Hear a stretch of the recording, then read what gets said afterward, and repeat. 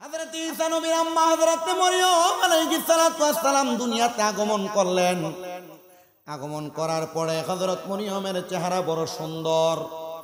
এই নুরানি সুন্দর চেহারা নিয়ে হযরত মরিয়ম যখন আগমন করে, হযরত মরিয়মের আগমনের পরে ওনার আম্মা জান বলতেছেন, আমি কেমনে আমার মরিয়মকে লালন পালন করব, আমার স্বামী তো দুনিয়াতে নাই। হযরত মরিয়মের আম্মা হযরত মরিয়মকে কুলের মধ্যে করে নিয়ে বাইতুল মুকাদ্দাস মসজিদের সামনে যা দাঁড়াইলেন আর ডাক দিয়া বলে, ও বাইতুল মুকাদ্দাসের মসজিদের ইমামরা, আমার স্বামী তো এই বাইতুল মুকাদ্দাসের প্রধান ইমাম ছিলেন, মানে ঈসা নবীর নানা জান ছিলেন বাইতুল মুকাদ্দাসের প্রধান ইমাম। আপনারা কি পারবেন কেউ আমার কন্যা সন্তানের দায়িত্ব নেওয়ার জন্য? বাইতুল মুকাদ্দাসের তৎক্ষণিক সময়ে 4 জন ইমাম ছিলেন, 4 জন।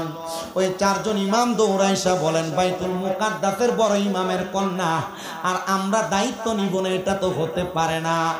আমরা 4 জনই রাজি, আপনি আপনার যার কাছে পছন্দ আপনি তার কাছে আপনার কন্যাকে রাখতে পারেন তার লালন পালন করার জন্য। যেহেতু সে এতিম, তার বাবা নাই, আমি তার দায়িত্ব পালন করব। আমি আপনাদেরকে 3টা হাদিস শোনায় দেই।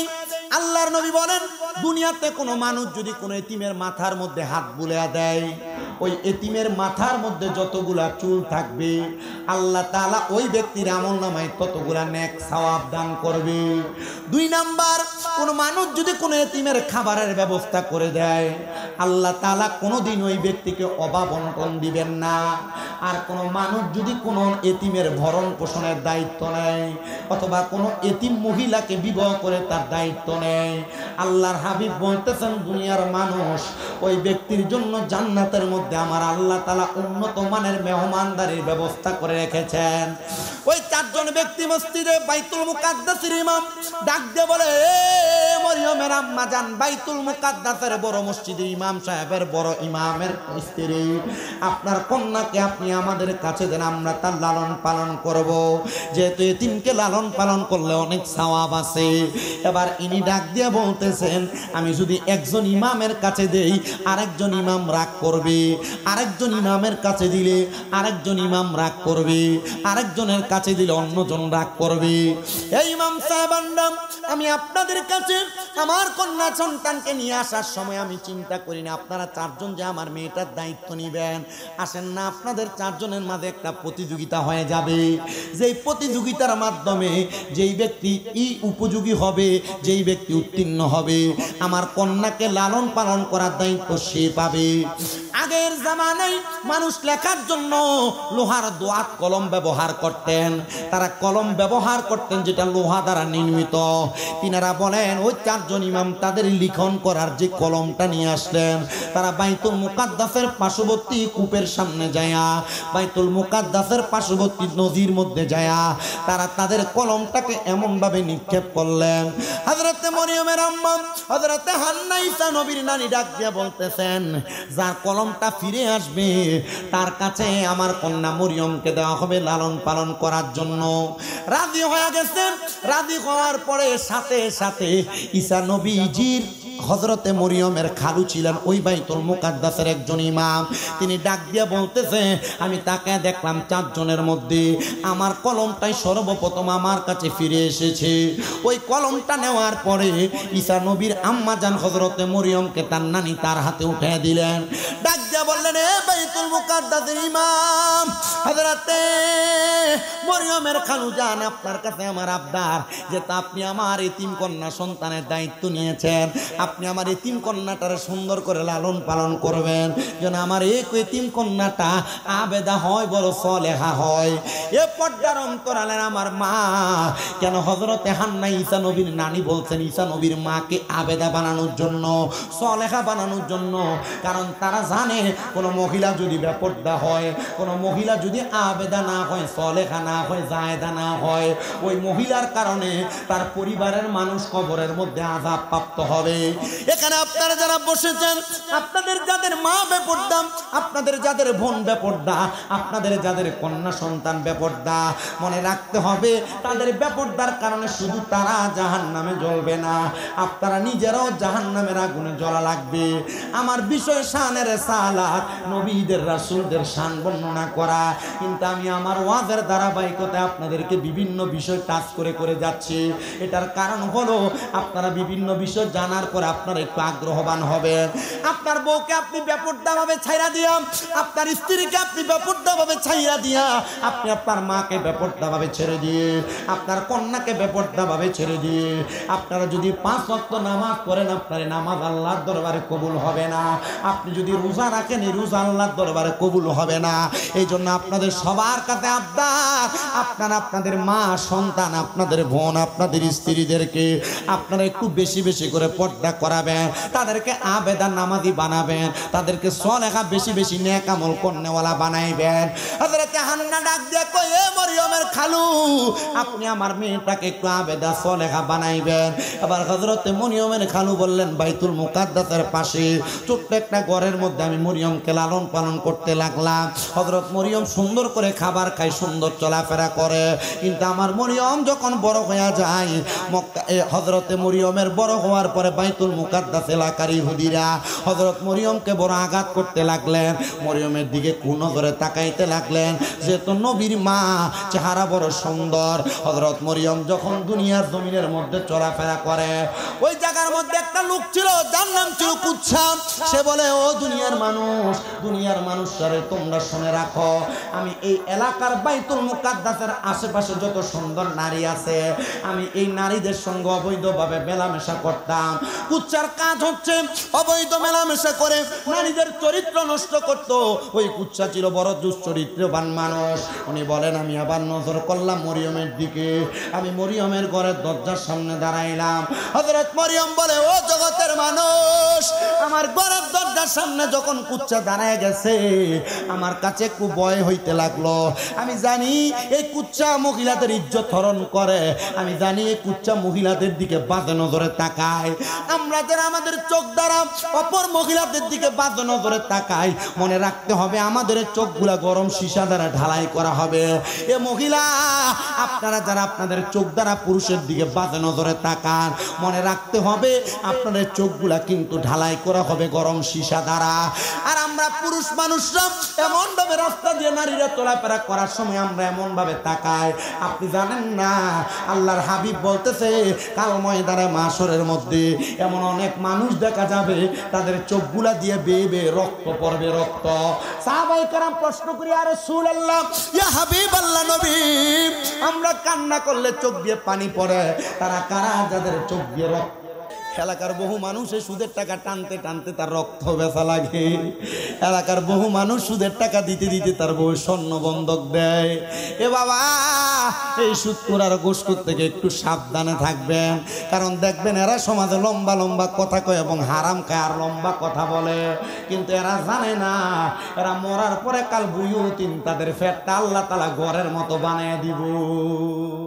যে মহিলারা আপনার স্বামী ঘরে থাকার পরেও আপনাদের দেবর এবং পরপুরুষের দিকে আপনি নজর দিয়ে তাকান, আপনাদের ব্যাপারে বলছি, আল্লাহর হাবিব বলতেছে, কাল ময়দানে মাশরে এমন কিছু মানুষ থাকবে যাদের চোখ দিয়ে বেয়ে বেয়ে রক্ত পড়বে।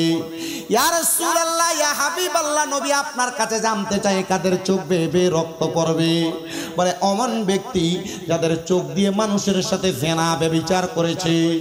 আপনি মনে করতেছেন একজন পুরুষ আর একজন নারী একজনের সাথে আর একজন মেলামেশা করলে মনে হয় জেনা হয়, ব্যভিচার হয়। না রে না, একজন পুরুষ নারী শুধু মেলামেশা করলে জেনা হয় না। কোনো পুরুষ যদি কোনো পর নারীর দিকে তার চোখ দিয়া তাকায়, তার চোখের জেনা হয়।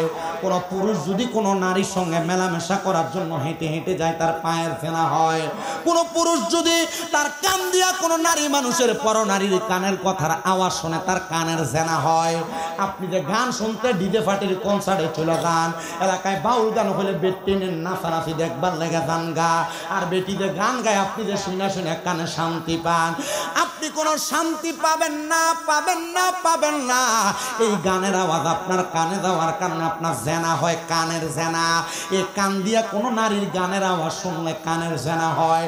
যারা জেনাকুর, যারা ব্যভিচারকারিণী, যারা দুনিয়ার জমিনের মধ্যে তাদের কান দিয়া পর নারীর আওয়াজ শুনেছে, গান শুনেছে, আল্লাহর নবী বলতেছে এদের কানকে আগুনের মধ্যে সীসাকে গরম কাঠকে ঢালাই করে দেওয়া হবে, এদের কানকে হাততালি মেরে বন্ধ করে দেওয়া হবে। ইয়া রাসূলুল্লাহ কেন? বলে তারা পরনারীদের গলার আওয়াজ শোনার কারণে, আর মহিলারা পরপুরুষদের গলার আওয়াজ শোনার কারণে, পরপুরুষের হারাম বাদ্যযন্ত্রের গান শোনার কারণে। আর এই গুরামি আশেপাশে এলাকার কত মাজারের মধ্যে এমন বেটেন দিয়া গান বাজনা করায়। আমি জানি হবিগঞ্জের বহু জায়গার মধ্যে উরুস মুবারকের নাম দিয়া বাউল গান করায়, বেরিয়ে দিয়া গান বাজনা করায়। আপনারা বলেন ইসলামী শরীয়তে যেটা না যায়, কেউ যদি এমন কাজ করে এটার কারণে সে কি জাহান্নামী না জান্নাতি? করায় না উরুসের নামে গান বাজনা, করায় না উরুসের নামে বেরিয়ে দিয়া গান বাজনা। আহলে সুন্নাত ওয়াল জামাত এটাকে ভণ্ডামি মনে করেন। যারা উরুস মুবারকের নাম দিয়া বেডি মানুষ দিয়া বাউল গান করায়, যারা উরুস মুবারকের নাম দিয়া বাউল গানের আয়োজন করায়, এরা আসলে কখনো সুন্নি না, এরা কখনো আহলে সুন্নাত ওয়াল জামাত দাবি করতে পারে, এটা উপরের লেভেল।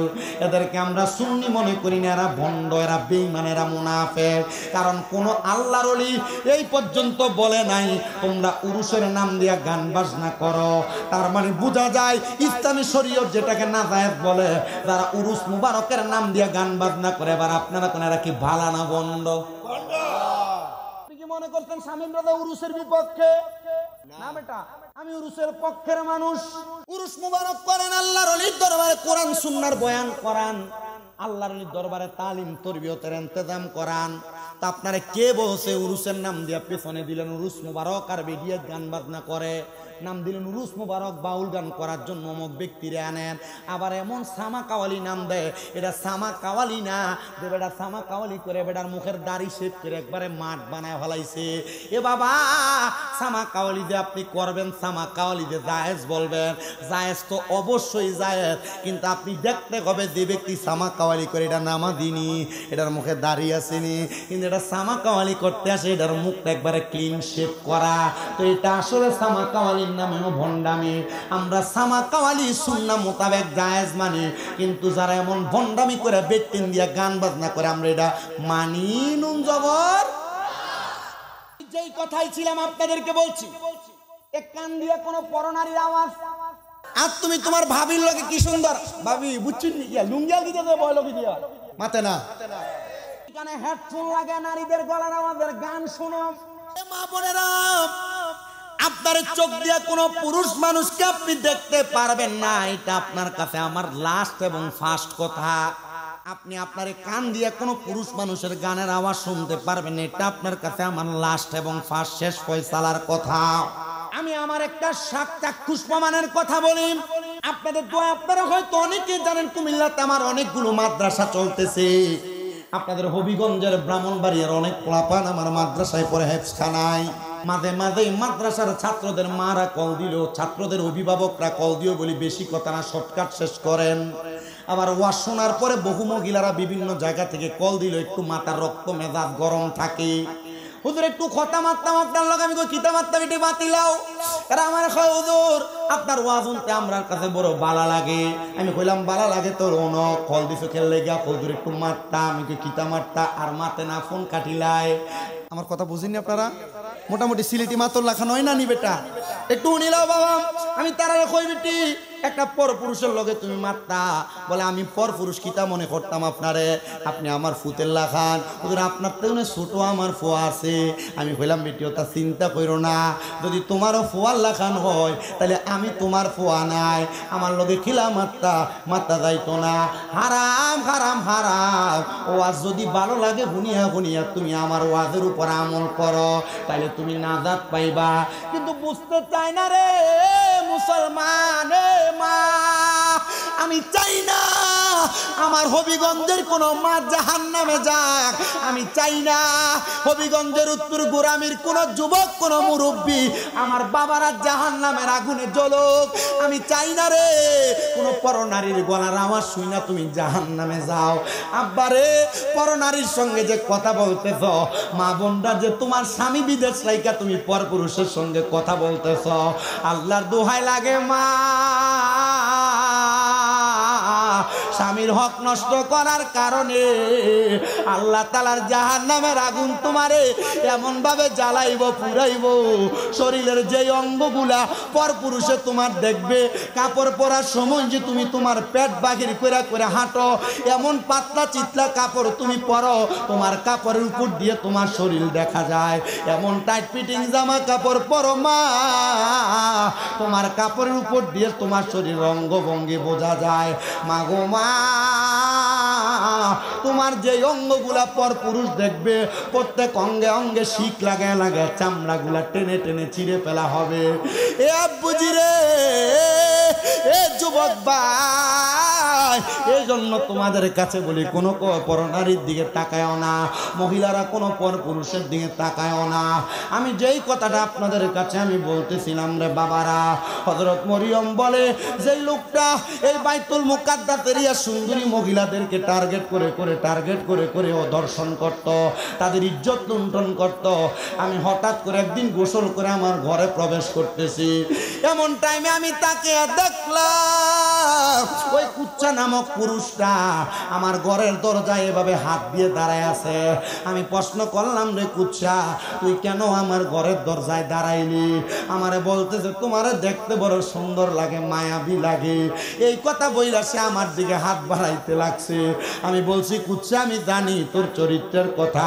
তুই মনে হয় আমারে হরণ করার জন্য ভোগ করার জন্য আসছ এ কুচ্চা রে আমারে হরণ করার আগে তোর কাছে আমি মাপ চাই 2টা রাকাত নামাজ আমারে পড়ার লাগা সুযোগ দে মহিলা ডাক দিয়া কয় আমি জানি কোন মহিলা মানুষ যদি পরকীয়াতে লিপ্ত হয়ে যায় পরপুরুষের সঙ্গে লিপ্ত হয়ে যায় জেনা ব্যভিচারে লিপ্ত হয়ে যায় রে বাবা জেনা ব্যভিচার যখন কোন মানুষ করে তখন তার ঈমান থাকে না আমার ওয়াজ কম যতক্ষণ করব ততক্ষণ শুনে যাবেন এটাতে হেদায়েত হবে আপনার কাছে মনে হয় না যে এতক্ষণ পর্যন্ত যতগুলা কথা বলছে আপনার জন্য লাভ হবে তাহলে একটা হাদিস শরীফ শুনেন আল্লাহর হাবিব বলেন 3 সময় 3 প্রকার ব্যক্তির ঈমান থাকে না আপনার কষ্ট দিতেছে কয় সময় 3 সময় 3 প্রকার ব্যক্তির ঈমান থাকে না এক নাম্বার কোন পুরুষ অথবা কোন নারী যখন জিনা করে জিনা করার সময় তার ঈমান থাকে না যতক্ষণ না পর্যন্ত সে কালেমা না পড়ে ততক্ষণ তার ঈমান ফিরে আসে না 2 নাম্বার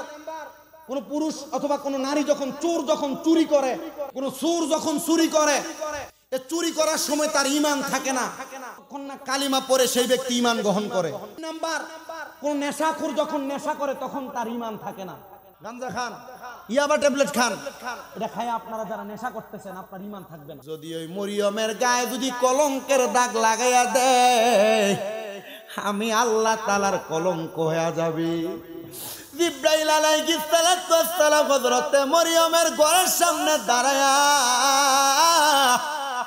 এমন ভাবে একটা বাতাস তৈরি করে দিছে ওই বাতাসের ধাক্কাটা হযরত মরিয়মের দুয়ার হাত থেকে যখন মুখে আর চোখে লাগায় ওই দোয়া যায়া কুচ্ছার বুকের মধ্যে এমন ভাবে ধাক্কা দিছে কুচ্ছা যায়া দেয়ালের সাথে বাইতুল মুকাদ্দাস মসজিদের দেয়ালের সাথে বাড়ি খায়া মাথা ফাইটা রক্ত বের হয়ে গেছে মরিয়ম আল্লাহর কাছে 2 রাকাত নামাজ আদায় করে আর ডাক নিয়ে কয় আল্লাহ ওগো আল্লাহ তুমি ইজ্জতের মালিক আমি মরিয়মের ইজ্জত রক্ষা করেছ এ মা বোনেরা তুমি যদি তোমার ইজ্জতকে রক্ষা করে চলতে পারো পৃথিবীর কোনো পুরুষ তোমার গায়ে হাত দিতে পারবে না কোনো পুরুষ তোমার দিকে বাজে নজরে তাকাইতে পারবে না এ পুরুষ মানুষ তুমি যদি তোমার চরিত্রের হেফাজত করতে চাও দুনিয়ার কোনো নারী চাইলেও তার শরীর দেখায়া তোমার কাছ থেকে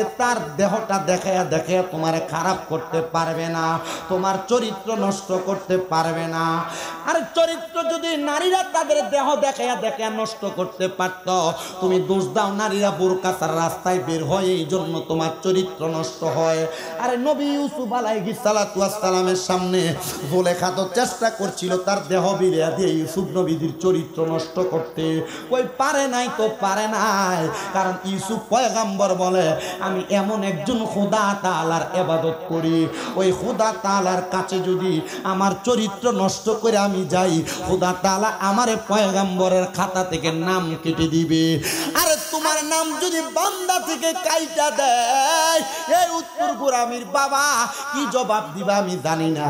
এই জন্য তুমি নিজের চরিত্রের হেফাজত নিজে করবা।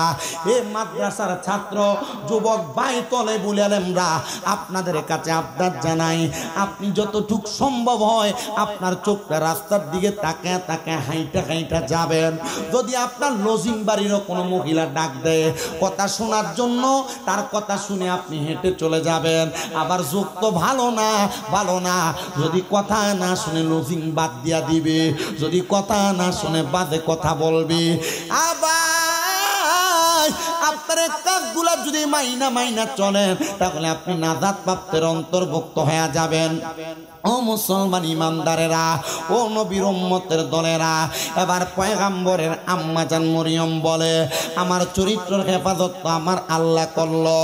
আল্লাহ আমারে জানে দেয় রে মরিয়ম, তুমি মানুষের কাছে আবার ইসলামের দাওয়াত দাও। আরে বাবা, ইসলামের দাওয়াত শুধু পুরুষ মানুষ আমরাই দেই না, হযরত মরিয়ম ইসলামের দাওয়াত দিয়েছে। এত সুন্দর করে দাওয়াত দেয় মানুষ। মরিয়ম রে বলে, মরিয়ম তুমি কোন খোদার ইবাদত করো? কে এই খোদা? বলে তোমাদেরকে সৃষ্টি করেছে যিনি তিনি খোদা। তারা বলে আমরা তো আমাদের মায়ের গর্ভ থেকে আসছি, আমাদের বাবার মাধ্যমে, তো খোদা কেমনে বানাইলো? বলে না রে না, তোমাদের কথা মিথ্যা। মা বাবার মিলামেশা তো দুনিয়াতে স্বাভাবিক, কিন্তু আমার আল্লাহ না চাইলে কোনো সন্তান দুনিয়াতে আসবে না, কোনো মানুষ দুনিয়াতে সৃষ্টি হবে না। হযরত মরিয়মের এই কথাটাকে ইহুদিরা বরদাস্ত করলেন না। তারা বলেন তোমার এই কথা আমরা মানি না। আল্লাহ কই মরিয়ম ধৈর্য ধারণ করো, ইন্নাল্লাহা মা'আস সাবিরিন, নিশ্চয়ই ধৈর্য ধারণকারীর সাথে আমি আল্লাহ বিরাজমান। আল্লাহ গো ধৈর্য ধারণ করলাম, তারা আমারে বাজে মন্তব্য করে। আমার আল্লাহ তাআলা মরিয়মের গর্ভের মধ্যে সন্তান দান করছে, কেমনে জানেননি? আল্লাহ তাআলা হযরতে জিবরাইলকে পাঠায় মরিয়মের ঘরের দরজায়, আর ডাক দিয়া কই, হে মরিয়ম তুমি তোমার জবানটাকে একটু হা করো। হযরত মরিয়ম যখন হা করলেন, জিবরাইল মরিয়মের মুখের মধ্যে একটা ফু দিলেন। মারহাবা বলেন। ফুটা দেওয়ার পরে হযরতে মরিয়মের গর্ভের মধ্যে সন্তান আসলো। মরিয়মের কোনো স্বামী নাই, কিন্তু গর্ভের সন্তান। বর্তমান জামানায় কোনো মহিলার যদি বিবাহ না হয়, গর্ভের সন্তানটাকে মানুষ বলবে কে রে সন্তানের বাবা, তার মানে সন্তানটা জারস। ওই ইহুদিরও হযরতে মরিয়মের গর্ভ নিয়ে বাজে বাজে মন্তব্য করে। মরিয়ম কয়, আল্লাহ নিজের চরিত্র নিয়ে এমন বাজে বাজে মন্তব্য আমার কাছে ভালো লাগে না। ওগো আল্লাহ, আপনি চাইলে আমাকে হেফাজত করতে পারেন। আল্লাহ কই, মরিয়ম ও মরিয়ম কোনো চিন্তাগ্রস্ত হয় না, আমি আল্লাহ তাআলা তোমার ইজ্জতের হেফাজতকারী। এবার আপনারা বলেন ইজ্জতের হেফাজতকারী একজন তিনি কি? বলে তুমি তো মালিকুল কাদির, আরে বানাও কত বাদেশারে ফকির, এসব তোমার কুদরতেরই দান। আল্লাহ পরওয়ার গুনাহ খাতা মাফ করো আমার, বলেন গুনাহ খাতা আল্লাহ পরওয়ার গুনাহ খাতা।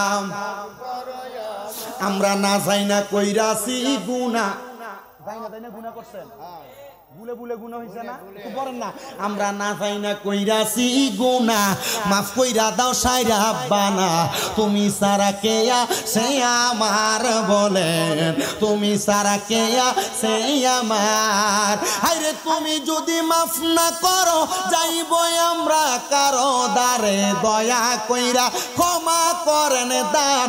আল্লাহ পরওয়ার গুনাহ খাতা মাফ করো আমার, বলেন গুনাহ খাতা আল্লাহ পরওয়ার গুনাহ খাতা। তোমার যত বান্দায় আছে, নারী বলো পুরুষ বলো, ইবাদত করে যে তোমার। হায়রে নারী পুরুষ বান্দা যত, তুমি আল্লাহ ক্ষমা করো, দয়া কইরা ক্ষমা করবেন দান। আল্লাহ পরওয়ার গুনাহ খাতা মাফ করো আমার, বলেন গুনাহ খাতা আল্লাহ পরওয়ার গুনাহ খাতা। এবার আপনারা বলেন, চরিত্র হেফাজত করার মালিক একজন, তিনি কে? ইজ্জত বাঁচানোর মালিক একজন, তিনি কে? ডান হাত তুলে দূরে ডাক দেন আল্লাহ। হযরত মরিয়ম বলে, ও জগতের মানুষ, এবার আমার আল্লাহ তাআলা আমার গর্ভ থেকে সন্তান দুনিয়াতে আনবেন। সন্তান দুনিয়াতে আসছে। হযরত মরিয়মের ঘরের দরজার মধ্যে শত শত ইহুদিরা দাঁড়ায়া গেছে। রে মরিয়ম, ও মরিয়ম, তোমার সন্তানকে বাঁচাইয়া রাখা যাবে না। একদল বলতেছে মরিয়মের সন্তানকে জীবিত দাফন করে দাও, বাবা ছাড়া সন্তান আমরা গ্রহণ করব না। আর একদল বলতেছে মরিয়মের সন্তানকে জীবিত আগুনে জ্বালায়া দাও, মরিয়মের এই সন্তানকে আমরা রাখবো না। মরিয়ম বলে, আল্লাহ, এই সন্তান যদি তারা আমার কাছ থেকে নিয়ে যায়, আমি মরিয়ম তুমি এক আল্লাহর ইবাদত ছেড়ে দিব। আল্লাহ কয়, মরিয়ম রে, চিন্তা করিস না রে, চিন্তা করিস না, আমি আল্লাহ তাআলা আমার কুদরত দেখাইতেছি। মানুষ যখন হযরত মরিয়মের সন্তান পয়গম্বর ঈসা নবীর দিকে হাতটা বাড়ায় নেওয়ার জন্য, ঈসা নবী বলতেছে ওই জায়গার মধ্যে থাইকা ঈসা নবীকে আল্লাহ তাআলা রূহুল্লাহ বানায়া দুনিয়াতে পাঠাইছে। বাতাসের মাধ্যমে পিতা ছাড়া জন্ম দিছে। মানুষ এবার কয়, দেখছনি রে, দেখছনি, ছোট বাচ্চা মুখ দিয়ে আল্লাহ তাআলার ওয়াহদানিয়তের সাক্ষী দেয়। এরে মরিয়ম, এই সন্তান কোনো স্বাভাবিক সন্তান না। আল্লাহ তাআলা জানায়া দেয়, রে মরিয়ম, এই সন্তানকে তাদের কাছে রাখা যাবে না, এই সন্তানকে তোমরা এখান থেকে সরাও। হযরত ঈসা পয়গম্বরকে নিয়ে কত সুন্দর পাহাড়ের গুহাতে রাইখা আসছে। ঈসা নবীজির আম্মা জান মরিয়ম আল্লাহর কয়, আল্লাহ, আমার সন্তান ছোট মানুষ, খাবার আহার করবে কি? আল্লাহ কয়, মরিয়ম, তাকে দেখো, তোমার সন্তান ঈসা পয়গম্বর তার মুখের মধ্যে ডান হাতের 7 আঙ্গুল ঢুকে আর চুষতেছে। দেখেন না, ছোট ছোট বাচ্চারা ছোটবেলায় মুখের মধ্যে আঙ্গুল লাগে লাগে যে চুষতেছে। মরিয়ম আলাইহিস সালাতু ওয়াস সালাম রে আল্লাহ কয়, এরে মরিয়ম, তোমার সন্তানের 7 আঙ্গুলের ভিতরে আমি আল্লাহ তাআলা সুন্দর একটা নহর লাগিয়ে দিছি, যেই নহরের মাধ্যমে আমার আল্লাহ তাআলা সন্তান ঈসা পয়গম্বররে খাবার খাওয়াইব। ঈসা পয়গম্বর খাবার আহার করে আর হযরত মরিয়ম দোয়া করে, আল্লাহ, আপনি আমার সন্তানটাকে ইবাদিকা সলিহিন একটা সন্তান বানান, কবুল করেন। আল্লাহ কয়, মরিয়ম, এই সন্তান হবে আমি আল্লাহর পয়গম্বর। পয়গম্বর বানানোর পরে ওই ঈসা নবী ডাক দিয়ে, আল্লাহ, আপনি আমারে দিয়ে ইসলামের দাওয়াত দেন। দাওয়াত দেওয়া শুরু করে। মুনাফিক বেঈমান ইহুদিরা আমার পয়গম্বর ঈসা নবীকে মারার জন্য চেষ্টা করে। পয়গম্বর ঈসা নবী ওনার কুড়েঘর পাহাড়ের গুহার মধ্যে যাইয়া আল্লাহ তাআলার ইবাদতে মশগুল রয়ে গেলেন। আর চারদিক থেকে 10 জন ব্যক্তি ওই ঘরের মধ্যে প্রবেশ করবে। ঘরের চারদিকে দাঁড়াইছে। ঘরের চারদিকে দাঁড়ায়া তারা ঈসা পয়গম্বরকে মারার জন্য চেষ্টা করে। একজন ডাক দিয়া কয়, তোমরা সবাই ঘরে যাইয়া পয়গম্বর ঈসাকে মারতে পারবা না। এবার একজন ঈসা পয়গম্বরের ঘরের মধ্যে প্রবেশ করছে মারার জন্য। আল্লাহ কয়, জিবরাইল, ও জিবরাইল, আমার পয়গম্বর রে, উনার ঘর থেকে ঘরের চালটার একটা ফাঁকা কইরা আমি আল্লাহর চতুর্থ আসমানে আইনা আসন গড়াইয়া দাও। হযরত ঈসা নবীরে জিবরাইল নিয়ে গেছেন এবার চতুর্থ আসমানে। এখনো পর্যন্ত ওই ঈসা নবীজি চতুর্থ আসমানে জীবিত অবস্থায় আছেন। কেন জানেননি? কারণ ঈসা নবী দোয়া করছে, আল্লাহ, আমার আখিরি নবী মুহাম্মদ মুস্তাফা সাল্লাল্লাহু আলাইহি ওয়াসাল্লামের উম্মত বানায়। আর আল্লাহ তাআলা কিয়ামতের আগে ঈসা নবীরে আমাদের নবীর উম্মত বানিয়ে দুনিয়াতে পাঠাবে। এজন্য এখনো পর্যন্ত জীবিত অবস্থায় রাখছে। হযরত পয়গম্বর ঈসা আলাইহিস সালাতু ওয়াস সালাম উনি যখন চতুর্থ আসমানে, আর আমার আল্লাহ কয়, দেখ না রে, আমার আমি আল্লাহর কুদরতি খেলা। ঈসা নবীর ঘরে ঈসা নবীকে মারার জন্য যে ব্যক্তি প্রবেশ করেছে, আমার আল্লাহ তাআলা কুদরতি ভাবে ওই লোকটার চেহারা সুরতটা ঈসা নবীর মতো বানিয়ে দিছে। এবার যখন ঘর থেকে বের হয়, বাকি 9 জন কয়, দেখ রে, ঈসা নবী আমাদের লোককে ঘরে আটকে চলে যায়। তারা সবাই দইরা ওই লোকটার চেহারার দিকে তাকায়া তারা ঘরের মধ্য থেকে বের হওয়ার সাথে সাথে সাথে কতল করে দিছে। এবার তারা তাকে দেখতেছে তাদের লোককে তারা নিজেরা মেরে ফেলছে। কারণটা কি রে? কারণটা কি? বলে এটা আল্লাহ তাআলার কুদরতের খেলা। আল্লাহ তাআলার কুদরত কেউ বোঝে না। আর পয়গাম্বর ঈসা নবী আমার আল্লাহর কাছে জানায়াতে, ও আল্লাহ, আপনি যেহেতু সন্তান ছাড়া আমার একটা বাবা ছাড়া দুনিয়ার আলো দেখাইছেন, আল্লাহ তাআলা আপনার এই কুদরতের খেলা আমাদের কাছে বড় আনন্দদায়ক লাগে। এবার আপনারা বলেন, আপনারা সবাই আল্লাহর কুদরত এবং আল্লাহর সব কুদরতের উপর খুশি না বেজার? তো খুশি হইয়া থাকলে বৃষ্টি এসে যায় কি লেগে বেটা? সামনের দিকে আসে, সবাই একটু মহাব্বতে আসেন আর বলেন, মাওলা তুই রে তুই আওয়ালে আখেরে, মাওলা তুই রে তুই, মাওলা তুই রে আওয়ালে আখেরে, মাওলা তুই রে তুই। দিনের বেলা সূর্য দিয়া ফেন্ডেল সাজাইলা, মাওলা ফেন্ডেল সাজাইলা।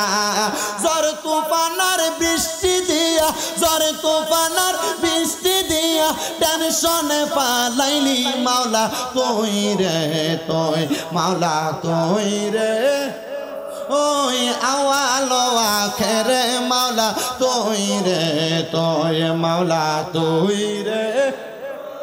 ভিতরের দিকে চলে আসেন। কেরে মাওলা তুই রে তুই, হাই রে বোয়াল মাসে গিলে খাইল ইউনুস নবী রে, মাওলা ইউনুস নবী রে।